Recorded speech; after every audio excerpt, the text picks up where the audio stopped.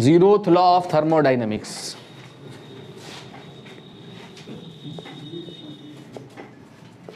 अभी मैं ये सीवी प्रूफ करूंगा है, और CP minus CV is equal to R, Mayer formula कहते हैं, ये सब प्रूफ होगा इसका। हाँ जी,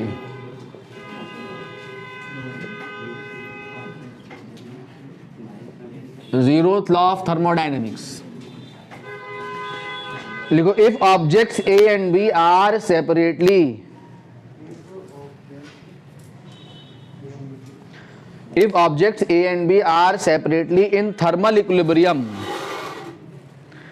if objects A and B are separately in thermal equilibrium, thermal equilibrium का क्या मतलब है बच्चों? if exchange of heat between two objects जो है वो क्या है? जीरो है। दो ऑब्जेक्ट के बीच में हीट एक्सचेंज नहीं कर रही है, तो दोनों ऑब्जेक्ट क्या कहलाते हैं?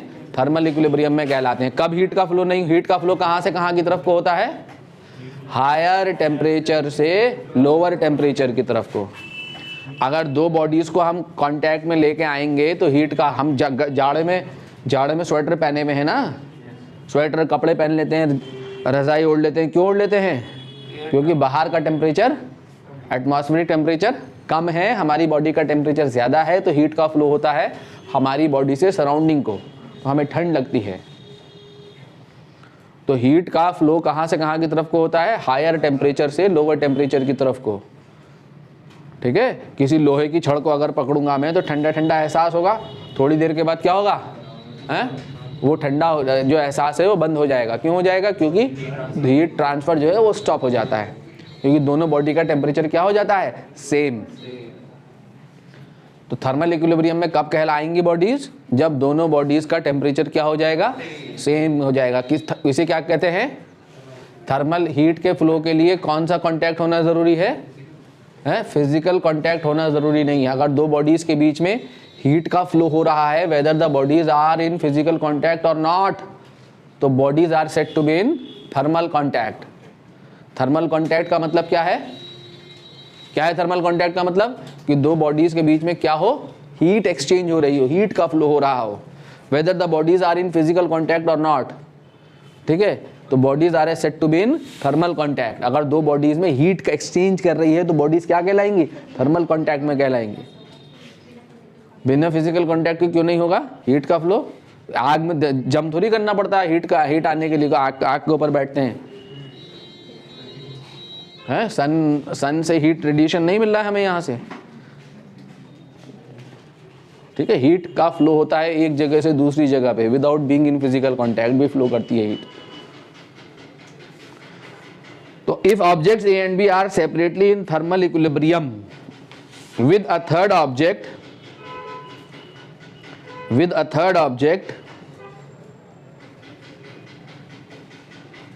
then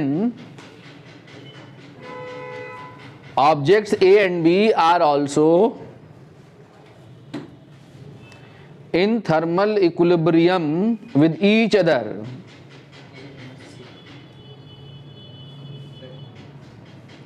Then objects A and B are also in thermal equilibrium with each other. ठीक है, क्या मतलब है इस बात का? क्या कहा गया कि अगर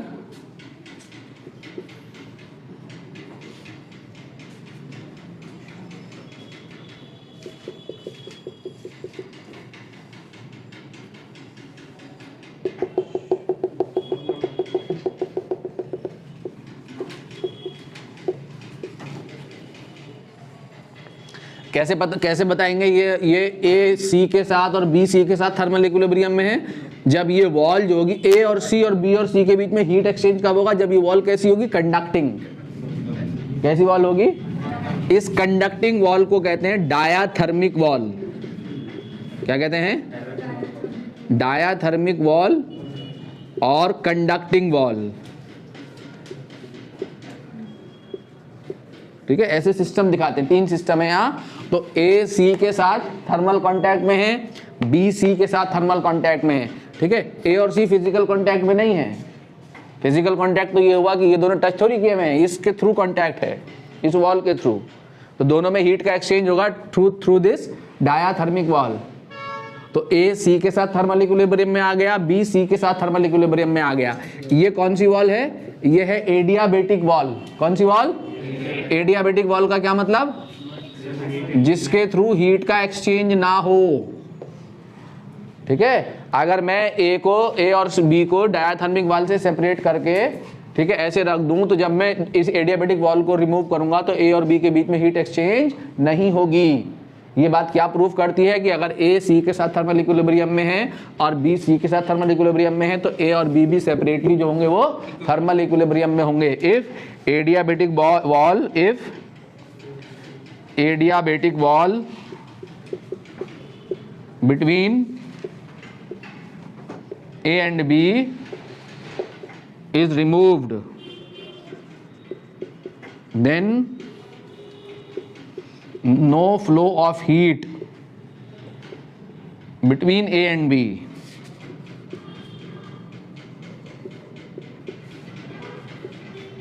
Between A and B. That is, इसका मतलब ये हुआ, that is A and B are also in thermal equilibrium with each other.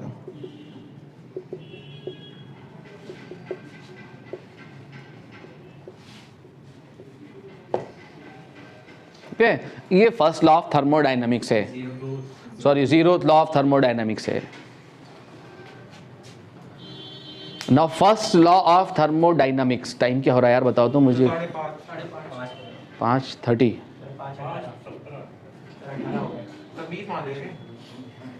लिखो फर्स्ट लॉ ऑफ थर्मोडायनामिक्स। अगली क्लास में स्टार्ट करेंगे हम ये first law of thermodynamics. Sir एक चीज और बताओ सर। हाँ सर एडियाबेटिक वॉल से सर हीट एक्सचेंज नहीं होती है, परफेक्टली नॉन कंडक्टिंग वॉल। हाँ तो सर जब ये हटा देंगे तब तो फ्लो ऑफ हीट हो जाएगा ना। हाँ तो इसलिए नहीं होगा ना, ये इसके साथ थर्मल इक्विलिब्रियम में आ गई, ये इसके साथ थर्मल इक्विलिब्रियम में आ गई। ठीक है, तो दोनों थर्मल इक्विलिब्रियम मतलब इन तीनों बॉडी का टेम्परेचर सेम हो गया। इसका मतलब जब वॉल को रिमूव करेंगे तो इसका मतलब ये दोनों भी आपस में क्या है, हीट एक्सचेंज नहीं होगी, नो एक्सचेंज ऑफ हीट। ठीक है, ये इन दोनों के बीच में हीट का एक्सचेंज हुआ, ये दोनों आपस में, ये इसके साथ थर्मल इक्विलिब्रियम में सेपरेटली, ये इसके साथ थर्मल इक्विलिब्रियम में सेपरेटली। जब इसको रिमूव करेंगे तो अगेन हीट एक्सचेंज नहीं करेगी। First law of thermodynamics. First law of thermodynamics कौन सा लॉ है बच्चों? Law of conservation of energy. क्या कहता है कि heat given to the gas delta Q, gas को जो हीट हम देते हैं ये डेल्टा क्यू हीट दो काम करती है। क्या काम करती है? कुछ part of the heat gas की इंटरनल एनर्जी में चेंज लेके आती है और कुछ पार्ट ऑफ द हीट जो है वो क्या करती है, गैस पे वर्क डन करती है। Heat absorb by the gas या heat release by the gas जो है वो दो काम करती है। क्या क्या? एक इंटरनल एनर्जी में चेंज और दूसरा क्या, वर्क डन। ठीक है, दो पार्ट में जाती है हीट। अब हमें इस लॉ को लगाने के लिए हमें क्या पता होना है? Sign convention. यहाँ पे हमारा जो फिजिक्स में जो साइन कन्वेंशन है वो क्या है, इसको आप बहुत खास ध्यान रखेंगे। साइन कन्वेंशन का जब आप इस्तेमाल करेंगे तो आपको न्यूमेरिकल बनेंगे, अदरवाइज नहीं बनेंगे। ठीक है, सबसे पहला क्या है कि हीट एब्जॉर्ब जो है क्या लेंगे, बाय द सिस्टम। अगर सिस्टम के द्वारा हीट एब्जॉर्ब की जा रही है तो heat absorb by the system क्या होगा आपका, पॉजिटिव। और हीट रिलीज अगर होगी, heat released from the system, system से अगर हीट रिलीज हो रही है तो सिस्टम से हीट रिलीज क्या होगी, नेगेटिव। ठीक है, अगर work done by the system, work done by the system क्या होगा बोलो, positive. Work done by the system क्या होगा, पॉजिटिव। केमिस्ट्री में आपका उल्टा होता है ये। ठीक है, work done on the system, work done on the system जो होगा वो क्या होगा, W नेगेटिव। और क्लियर हो गया? ये 4 बातें याद रहेंगी आपको। एक नोट याद रखेंगे, change in internal energy of the system, change in internal energy, change in internal energy of the system, समझे भाई, ध्यान से समझे, ध्यान से समझे, बहुत ध्यान से, is a state function only, या change in internal energy of the system does not depend upon path, does not depend upon path. ठीक है, जो डेल्टा यू है, चेंज इन इंटरनल एनर्जी से तात्पर्य हमारा यहाँ किससे है? डेल्टा यू से है। ये जो डेल्टा यू है किस पर डिपेंड नहीं करता है? पाथ पे डिपेंड नहीं करता है। किस बात पे डिपेंड करता है? It depends only on, it depends only on initial and final state of system. ठीक है, सिस्टम की इनिशियल और फाइनल स्टेट पे डिपेंड करेगा, पाथ पे डिपेंड नहीं करेगा, इंटरनल एनर्जी पे। मतलब कहने का क्या कि एक system via this path A से बी गया, ठीक है, a system goes from A to B via this path, ठीक है, via this path and via this path, 3 different path के थ्रू जा रहा है, ठीक है, ए से बी। तो तीनों पाथ के लिए, पाथ 1, पाथ 2, पाथ 3, तीनों पाथ के लिए इंटरनल एनर्जी में चेंज होगा, वो क्या होगा? बोलो छोकरो, सेम होगा। क्या अलग अलग होगा तीनों पाथ के लिए? हैं Q and W। Delta U क्या होगा? Q and W। लेकिन Q एंड W का डिफरेंस सेम होगा। Change in internal energy for all the path क्या होगा? सेम होगा, तीनों पाथ के लिए सेम होगा। Q और W, Q और W, Q और W तीनों के लिए अलग अलग होंगे, सिर्फ स्टेट पे डिपेंड करेगा। ठीक है, अगर क्लोज पाथ की बात करेंगे, किसकी बात करेंगे? क्लोज पाथ का मतलब क्या है कि सिस्टम A से B पे गया और A से B के बीच जाने के बाद वापस रिटर्न होके B से A पे आ गया। ठीक है, तो total change in internal energy जो होगा वो क्या होगा? 0। ठीक है, किसके लिए? क्लोज पाथ के लिए। क्लोज पाथ के लिए total change in internal energy 0 होगा, यानी A से B पे जाने में जितना इंटरनल एनर्जी में चेंज आएगा उतना ही आएगा कहाँ से कहाँ तक? B से A तक आने में। टोटल दोनों इंटरनल एनर्जी में चेंज का सम जो होगा वो क्या होगा? 0 होगा। ठीक है, यानी B से A में जो चेंज होगा वो किसके इक्वल होगा? Minus of delta U A B. तो total change in internal energy of for close path जो होगा वो क्या होगा? 0। एग्जाम्पल क्या है इसका?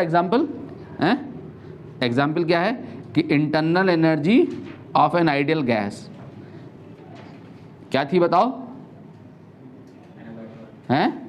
Internal energy of ideal gas depends only on state. State क्या है? आइडियल गैस की किस स्टेट पे डिपेंड करती है इंटरनल एनर्जी? टेम्परेचर पे।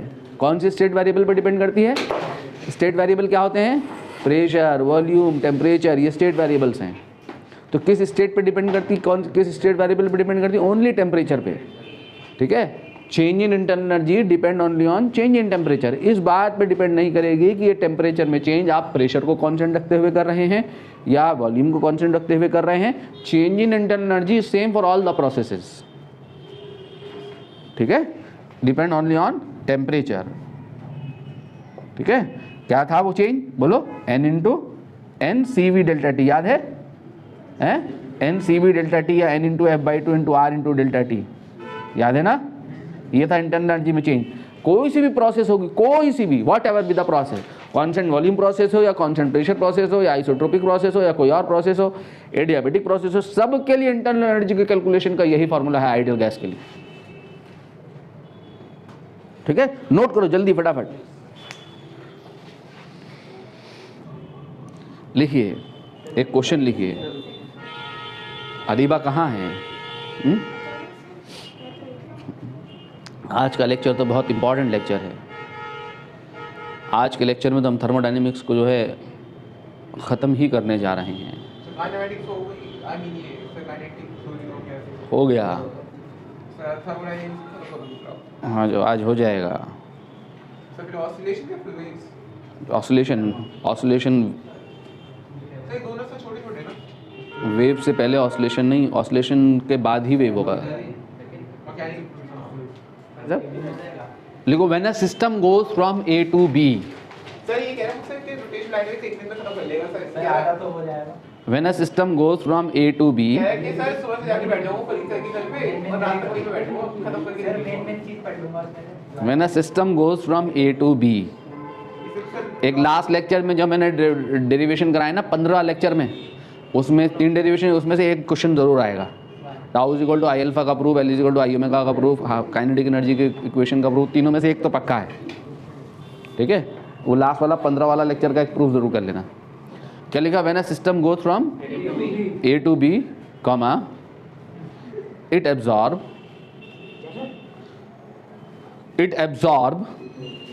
800 joule of heat and does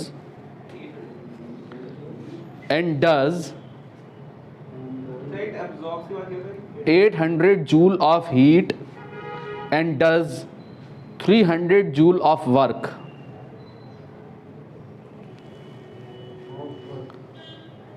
And does 300 joule of work. Find systems, पहला पार्ट लिखो फाइंड में, फाइंड पहला part, find systems change in internal energy. First part है find systems change in internal energy. ठीक है, दूसरा part लिखो, when a system goes from A to B via different path,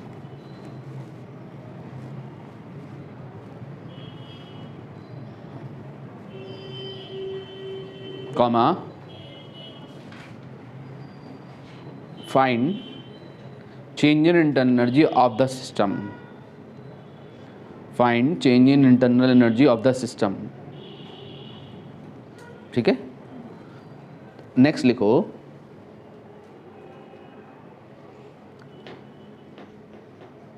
on returning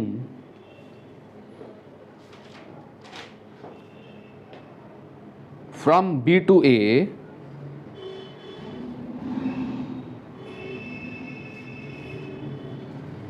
on returning from B to A, work done on the system is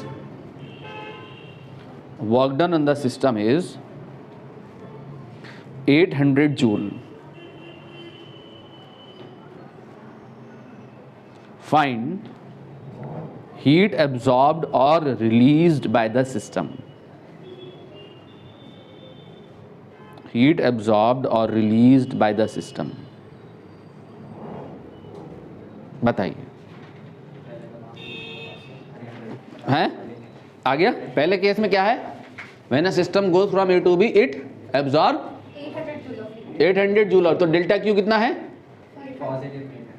positive 800, negative 800? बोलो यार, positive क्यों? क्योंकि absorb कर रहा है। और क्या लिखा हुआ है? एंड डज, तो डज मतलब work done by the system है, तो कितना हो जाएगा? Positive negative? पॉजिटिव। 300 जूल हो गया। हमें क्या निकालना है? ए से बी में इंटरनल एनर्जी में चेंज निकालना है। तो इंटरनल एनर्जी में चेंज कितना हो जाएगा? ए से बी में डेल्टा क्यू माइनस डब्ल्यू हो जाएगा ना यहाँ से, फर्स्ट लॉ ऑफ थर्मोडायनेमिक्स से। तो कितना हो गया ये? 800 माइनस 300 कितना आ गया? 500 जूल आ गया। आज वो कहाँ है सोहेल? 500 जूल आ गया। ठीक है, अब क्या कह रहा है बी पार्ट में? When a system goes from A to B via different path, तो डिफरेंट पाथ से इंटरनल एनर्जी में जाने में चेंज कितना होगा? Delta U A B dash is equal to delta U A B. क्यों?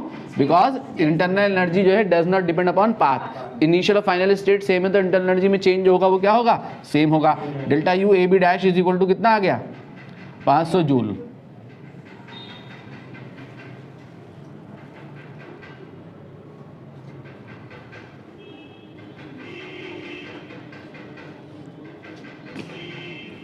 वहाँ भी सो जाइए, तू जाकर वहीं इम्तिहान में भी सोई हो, वहीं पर जाकर पूरी नींद निकालती मेरी क्लास में आकर। इतना आराम इसे मेरी क्लास में मिलता है, इतना आराम तो इसे अपने घर पे भी नहीं मिलता है भाई। इसे ऐसा लगता है जन्नत में आ गई मैं, अब जो है यहाँ सोना है।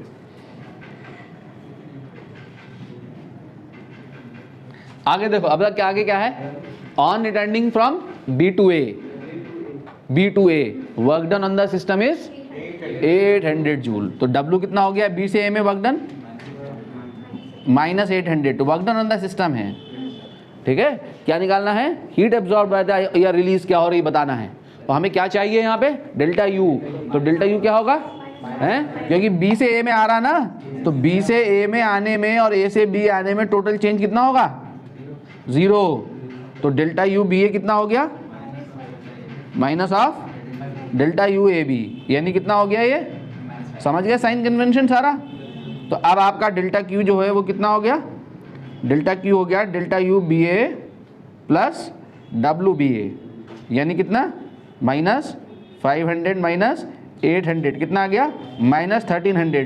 तो क्या मतलब है, माइनस साइन क्या बता रहा है कि 1300 joule of heat is released. ठीक है, रिलीज हो रही है हीट, कितनी हीट हो रही, रिलीज हो रही है 1300 जूल। कौन बता रहा है, माइनस साइन। ठीक है, एक क्वेश्चन तो बच्चों ऐसा होता है आपके सामने,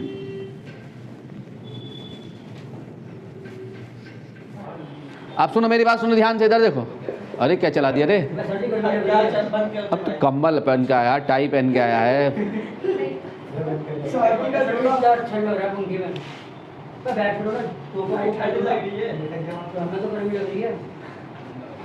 अब तू वहाँ से चिकन खा के आया होगा, तो चिकन की गर्मी निकल रही, तो क्या करेंगे हम हैं? और शादी में तो आदमी वैसे खूब खाता, दबा के अंदर फ्री में मिल गया।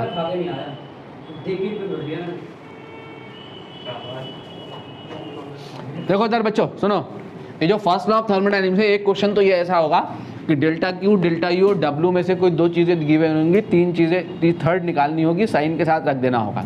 एक क्वेश्चन ऐसा होता है जिसमें delta Q, delta U, W पहले कैलकुलेट करवाता है अलग अलग, और फिर फर्स्ट लॉ ऑफ थर्मोडायनेमिक्स लगाता है। जैसे अगर हमें डेल्टा क्यू का कैलकुलेशन करना हो, तो डेल्टा क्यू का जो कैलकुलेशन है वो आपको मैं बता दूँ, आपको मैं बता चुका हूं डेल्टा क्यू का कैलकुलेशन। हीट का कैलकुलेशन जो है वो एन सी डेल्टा टी होता है। सी क्या होता है, मोलर स्पेसिफिक हीट, जो कि किसके ऊपर डिपेंड करती है, डिपेंड्स अपॉन प्रोसेस, बताया था मैंने।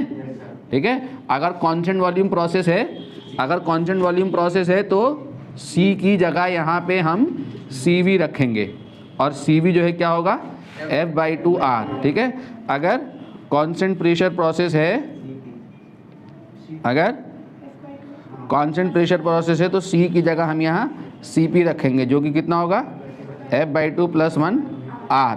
और अगर आइसोबारिक प्रोसेस है, पॉलीट्रॉपिक प्रोसेस है, पॉलीट्रॉपिक, अगर पॉलीट्रॉपिक प्रोसेस है तो हम यहाँ पर, पॉलीट्रॉपिक प्रोसेस क्या होती है, PV की पावर x = कांस्टेंट, ये होती है ना, तब हम यहाँ रखेंगे C = R/, gamma -1 + R/1 - x।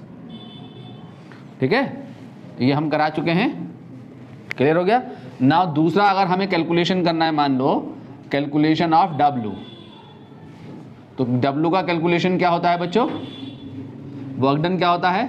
अगर हमारे पास किसी कंटेनर में बंद गैस है, सुनो मेरी बात ध्यान से, अगर ये किसी कंटेनर में बंद गैस है, ये मूवेबल पिस्टन है, ठीक है, और ये पिस्टन जो है अगर यहाँ से यहाँ मूव कर गया, पिस्टन की पोजीशन यहाँ पे थी, ठीक है, और ये पिस्टन यहाँ से यहाँ मूव कर गया, कितना मूव कर गया पिस्टन यहाँ से यहाँ, डेल्टा एक्स, कितना मूव कर गया, डेल्टा एक्स मूव कर गया। यहाँ पे जो गैस का प्रेशर था उसकी वजह से फोर्स लग रहा था, कितना लग रहा था, प्रेशर इनटू एरिया। ए क्या है, area of piston, area of piston है, ठीक है, ये फोर्स था ना। तो वर्क डन जो होगा वो कितना हो जाएगा, वर्क डन बराबर हो जाएगा F इंटू डेल्टा एक्स।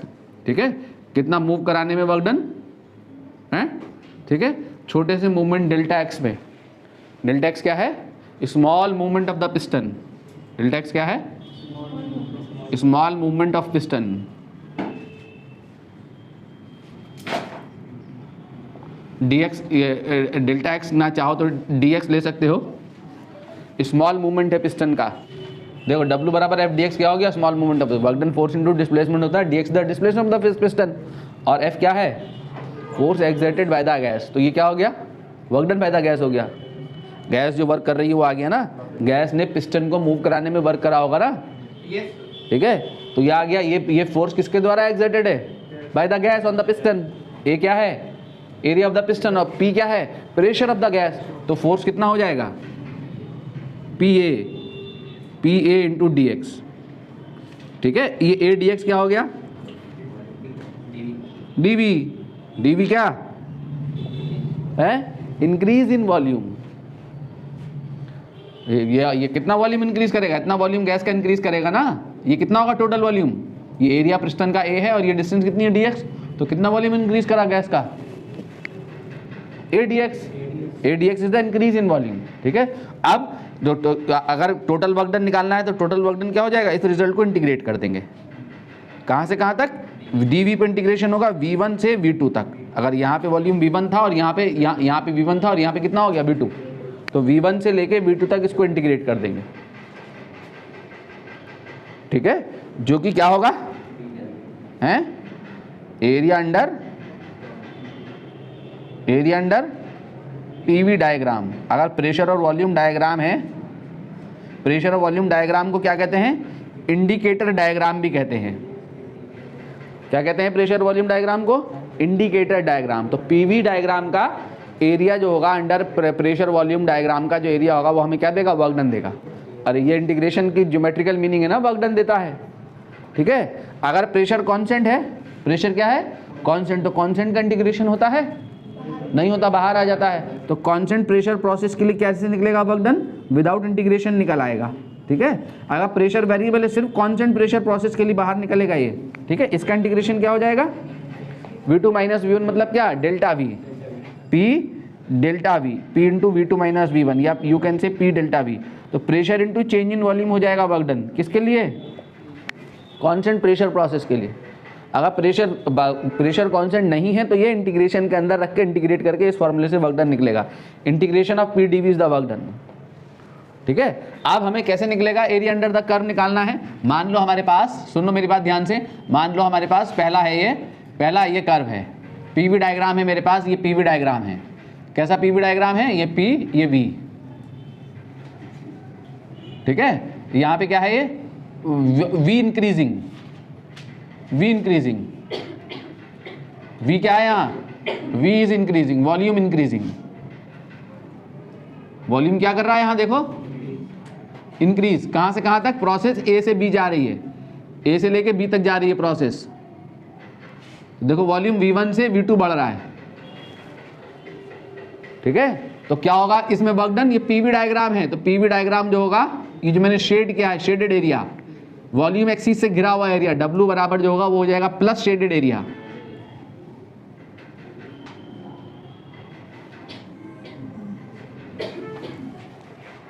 ठीक है, अगर V डिक्रीजिंग, अगर वॉल्यूम क्या कर रहा, क्या दिखे आपको, डिक्रीज होता हुआ दिखे। ठीक है, अगर आपको वॉल्यूम डिक्रीज होता हुआ दिख रहा हो, देखें जरा, ये देखें प्रोसेस यहाँ A से B जा रही है, देखो वॉल्यूम घट रहा है, यहाँ घट रहा वॉल्यूम। अरे देखो यार, ठीक है, तो वर्क डन होगा ये W is equal to minus of shaded area.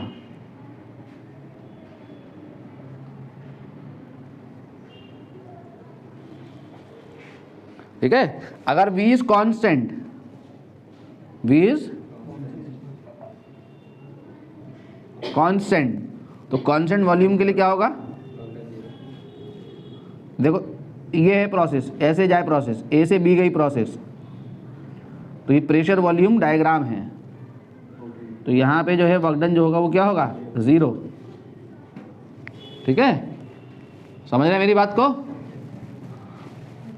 ठीक है, अगर आपके पास D साइक्लिक प्रोसेस है, कौन सी प्रोसेस, साइक्लिक प्रोसेस, पूरा साइक्लिक प्रोसेस है, पूरा घूम गई साइकिल, तो आपके पास 2 साइक्लिक प्रोसेस होंगी, कौन सी होगी, क्लॉकवाइज डायरेक्शन में साइकिल ट्रेस हो रही हो।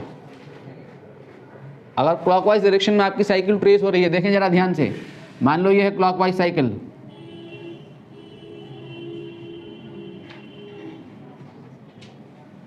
ये क्लॉकवाइज साइकिल है, पीवी डायग्राम, तो क्या होगा वर्क डन है,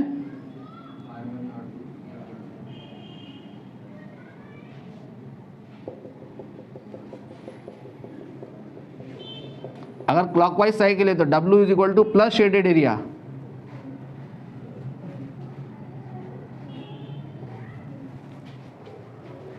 समझ में आया? क्या लोगे ये इस सर्किल का एरिया क्या होगा? पाई r1 स्क्वायर लोगे या पाई r2 स्क्वायर लोगे? ये दोनों में से कुछ भी ले लोगे। सर्किल है ये, क्या लोगे? हैं? कुछ भी नहीं ले सकते हैं? हाँ सर्किल है ये, क्या लोगे? दोनों इक्वल होंगे। अगर आपने ये ले लिया पाई r1 स्क्वायर तो ये गलत हो गया, या आपने पाई r2 स्क्वायर ले लिया तो ये भी गलत हो जाएगा, याद रखना। ठीक है, W इज इक्वल टू क्या लेना है? पाई r1 r2, दोनों डायमेंशन लेनी है, क्योंकि एरिया जो होता है वो क्या होता है? वर्क डन क्या होता है? Pressure into volume. ठीक है, ये स्केल अलग अलग हो सकता है, याद रखें।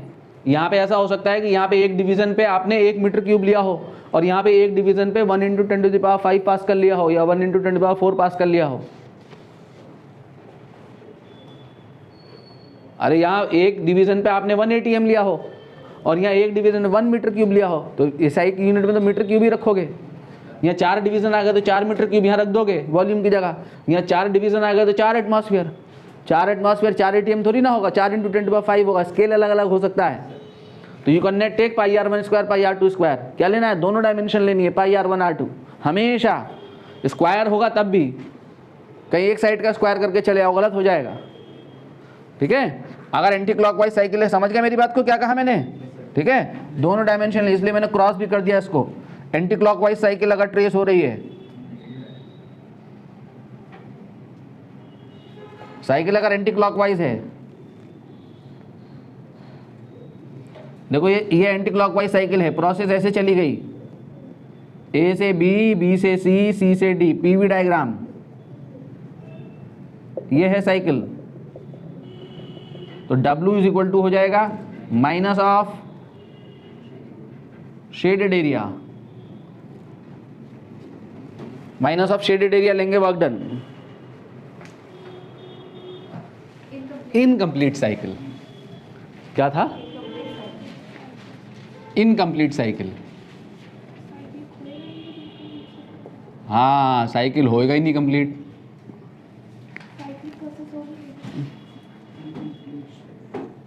जैसे ये साहब इनकम्प्लीट साइकिल हो गई। ये तो क्लॉकवाइज डायरेक्शन में रह गई ना इनकम्प्लीट। तो क्या आएगा? W is equal two plus shaded area, यानी क्या होगा? पाई r1 r2/2, वही है। अगर ये है, देखो जैसे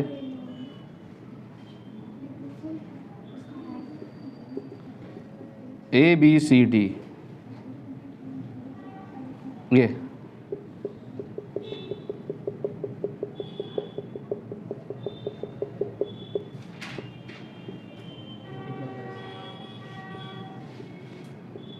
W इज इक्वल टू क्या आएगा?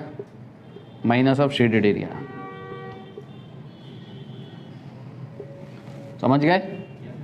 न्यूमेरिकल होगा यार इस पे बाकायदा। ठीक है, ये दिया होगा ऐसी शक्ल, इसके लिए वर्क डन का कैलकुलेशन करवाएगा, चेंज इन इंटरनल एनर्जी का कैलकुलेशन करवाएगा, थर्मल डेल्टा क्यू का कैलकुलेशन करवाएगा, सब कुछ करवाएगा। समझ गए ना? खाली ए बी प्रोसेस के लिए वर्क डन पूछे तो ए बी से नीचे पूरा घिरा हुआ एरिया, डी सी डी में पूछे तो ये वाला एरिया माइनस में, ये वाला एरिया, ये वाला माइनस हो जाएगा। ये पूरे एरिया से ये एरिया माइनस करोगे तो एरिया निकल के आएगा, पूरी साइड पूरा एरिया कंप्लीट वर्क डन निकल के आएगा पूरे प्रोसेस में। ठीक है, calculation of delta you, delta U माने इंटरनल एनर्जी का कैलकुलेशन सबके लिए, सबसे पहले आइडियल गैस के लिए। ठीक है, तो आइडियल गैस के लिए क्या है? एरो बनाओ जरूर, इसमें एरो साइकिल किस डायरेक्शन में जा रही है, तभी ये माइनस शेडेड एरिया कोई सिग्निफिकेंस है एरो के हिसाब से। ठीक है, लिखो कैलकुलेशन ऑफ डेल्टा यू में लिखो, किसके लिए कर रहे हैं हम? आइडियल गैस के लिए। लिखो calculation of delta you for ideal gas is same for all processes.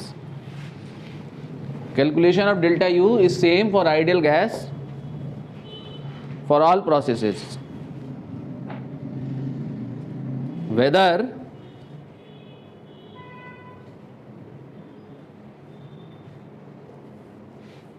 Isochoric comma isobaric comma adiabatic, isochoric comma isobaric comma adiabatic comma polytropic और एल्स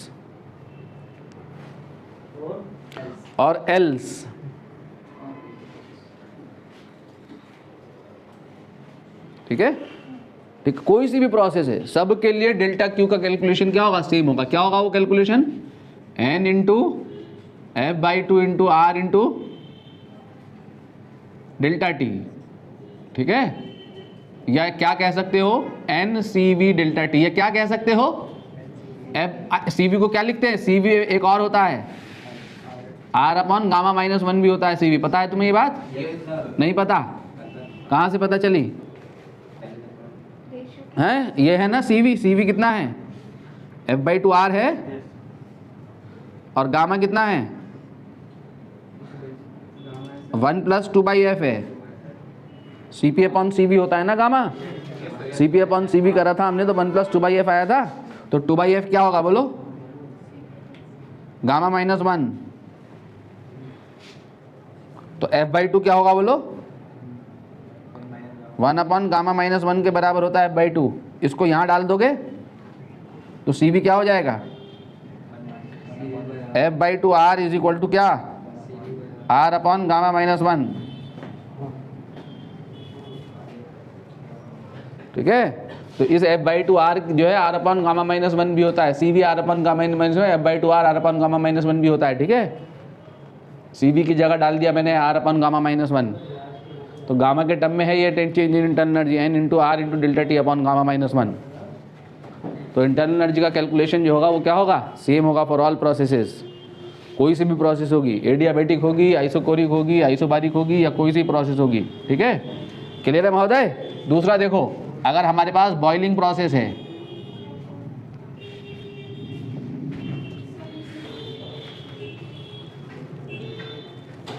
ठीक है, अगर बॉइलिंग प्रोसेस है तो बॉइलिंग प्रोसेस के लिए हमने क्या करना है, डेल्टा यू का कैलकुलेशन करना है। तो क्या होगा डेल्टा यू का calculation, suppose m mass of solid transform किसमें ट्रांसफॉर्म्ड हो गया, इनटू लिक्विड। इसे तो बॉइलिंग कहते हैं, बॉइलिंग नहीं, मेल्टिंग। ठीक है, melting process. m mass of solid जो है वो ट्रांसफॉर्म हो गया किसमें, लिक्विड में। तो जब लिक्विड में ट्रांसफॉर्म होगा तो चेंज इन वॉल्यूम ऑलमोस्ट क्या होता है, 0। तो वर्क डन क्या होगा इस प्रोसेस में, P डेल्टा V ऑलमोस्ट क्या होगा, 0 होगा, कोई वर्क डन नहीं होगा। और हीट का कैलकुलेशन क्या होता है मेल्टिंग प्रोसेस में, हीट कैसे कैलकुलेट करते हैं, m इंटू एल। m क्या है, mass of the solid, l क्या है, लेटेंट हीट ऑफ फ्यूजन। ठीक है, L जो है लेटेंट हीट ऑफ फ्यूजन है, इतनी अमाउंट ऑफ हीट एब्जॉर्ब होगी मेल्टिंग प्रोसेस में। ठीक है, change in volume melting process में ऑलमोस्ट नेग्लिजिबल होता है, 0 होता है। तो वर्क डन क्या होता है, 0। तो डेल्टा क्यू क्या होगा, ml, हीट एब्जॉर्ब जो होगी मेल्टिंग प्रोसेस में यही होगी ना। ठीक है, नहीं, m क्या है, mass of the solid that melts into the liquid, l क्या है, लेटेंट हीट ऑफ फ्यूजन। हाँ, हीट एब्जॉर्ब ml ही तो होती है। अगर m mass of solid liquid में कन्वर्ट हो जाए तो हीट एब्जॉर्ब कितनी होती है, m into L. First law of thermodynamics में डेल्टा क्यू है वो ऐसे कैलकुलेट होगा। हम तीनों का इंडिविजुअल कैलकुलेशन देख रहे हैं ना।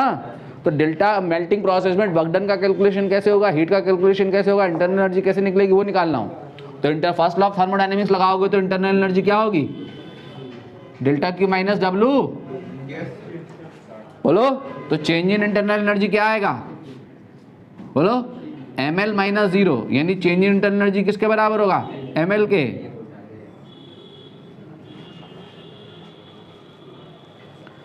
समझ गए? ठीक है,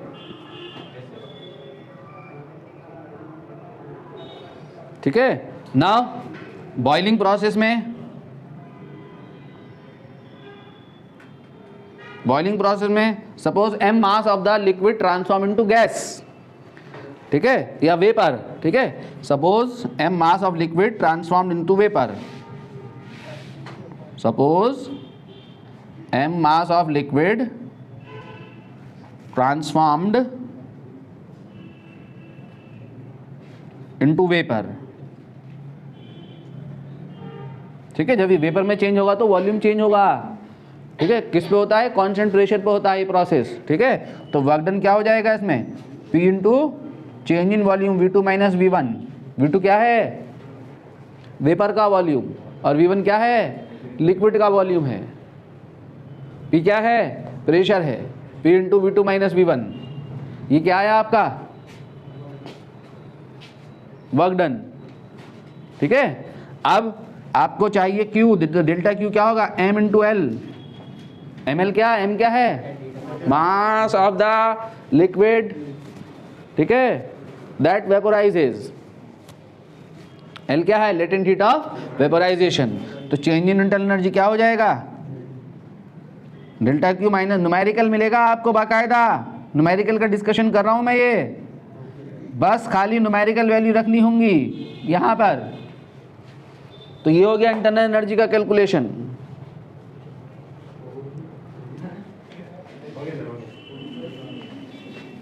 फ्री एक्सपेंशन,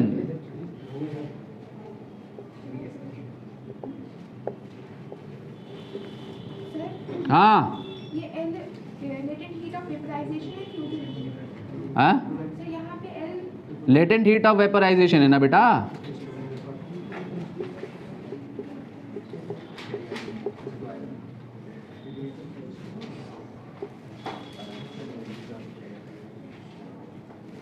ये यहाँ गैस बंद है और ये वाल्व है, कॉक है ये, ठीक है। वाल्व को other side of this wall is vacuum.